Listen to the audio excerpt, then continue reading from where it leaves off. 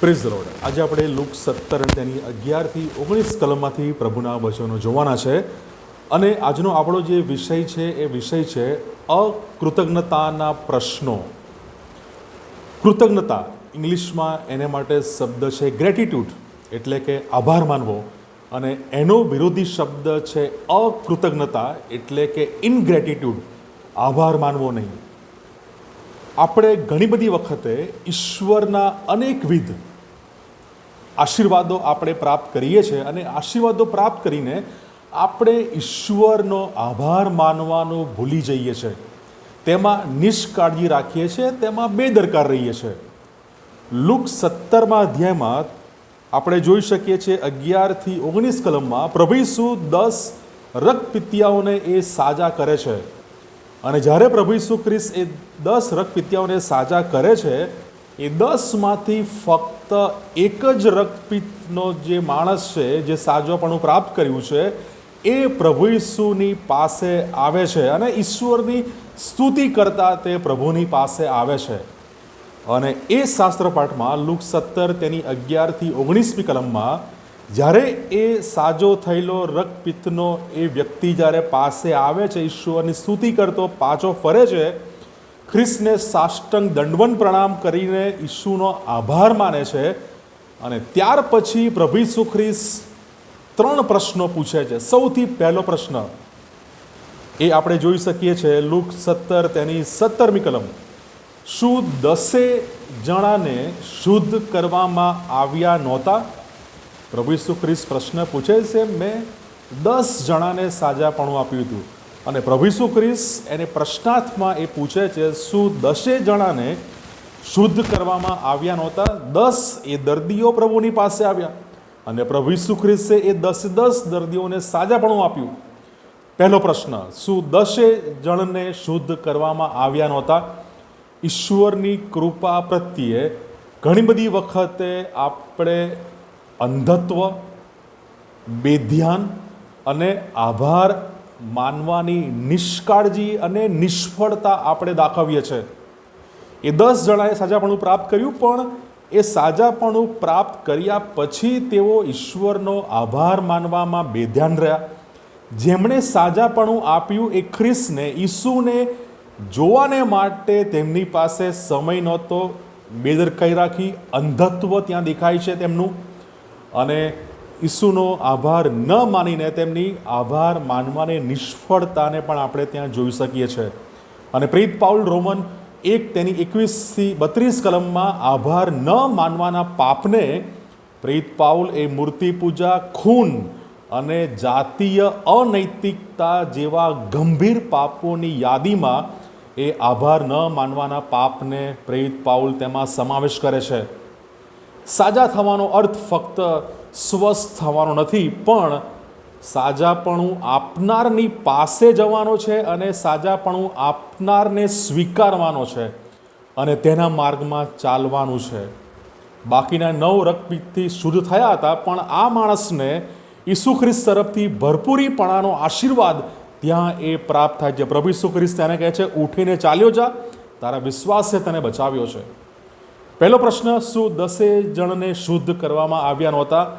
બીજો પ્રશ્ન છે, બીજા 9 ક્યાં છે? લુક 17 અને તેની 17મી કલમનો પછીનો ભાગ, બીજા 9 ક્યાં છે? રેશિયો જોઈએ તો 9 અને 1નો રેશિયો જોઈ શકાય છે અને આ રેશિયામાં આપણે પોતાની જાતને જો ઈસુનો આભાર માનતા નથી તો આપણે એ 9ના રેશિયામાં આપણે કદાચ હોઈ શકીએ। 9 રક્તપિતિયાઓને સાજાપણું મળ્યું, પણ એક રક્તપિતિયાને ભરપૂરીપણાનું આશીર્વાદ અને વિશેષ ખ્રિસ્ત સાથેનો ગાઢ સંબંધ, એ મહાન આશીર્વાદ એને પ્રાપ્ત થયો અને ઈસુની સાથે જોડાવાનો આશીર્વાદ એ એને પ્રાપ્ત થાય છે, આપણે જોઈ શકીએ છીએ। બાકીના 9 એ આશીર્વાદથી આપણે જોઈ શકીએ છીએ કે તેઓ ત્યાં અળગા રહ્યા, એ આશીર્વાદ તેઓએ ગુમાવી દીધો। શા માટે?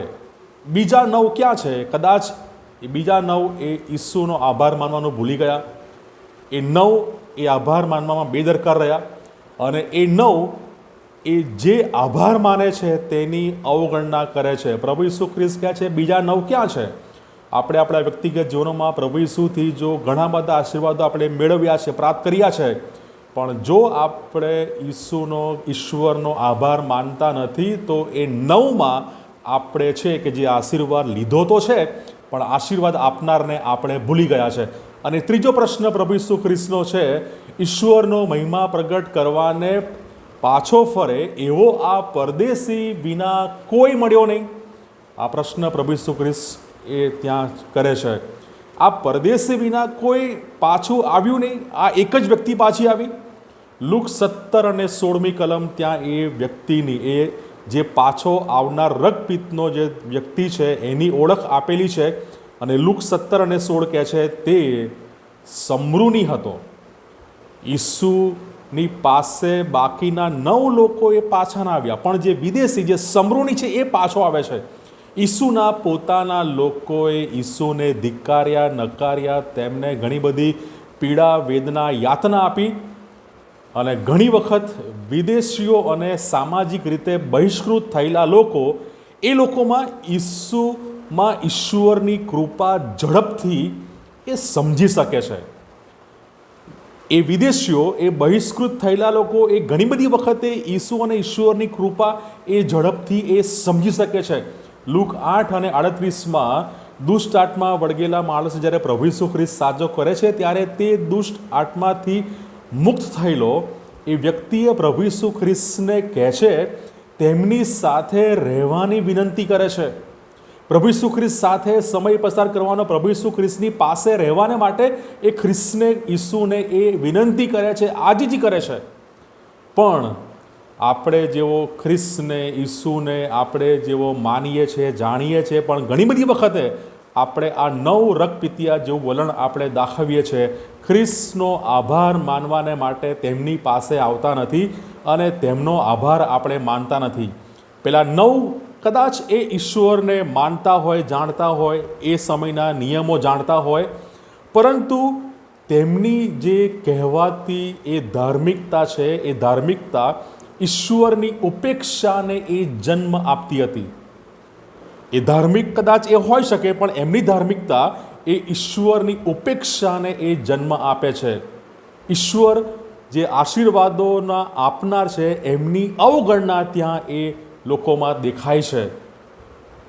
જો આપણે પણ જો પ્રભુ ઈશ્વરનો આભાર માનતા નથી તો આપણે આજે પોતાના વ્યક્તિગત જીવનો તપાસે ને આભારી ભાવ સાથે, રોજ આભાર સ્તુતિ સાથે આપણે ઈશ્વરના ચરણોમાં આપણા આભારના અર્પણો લાવીએ.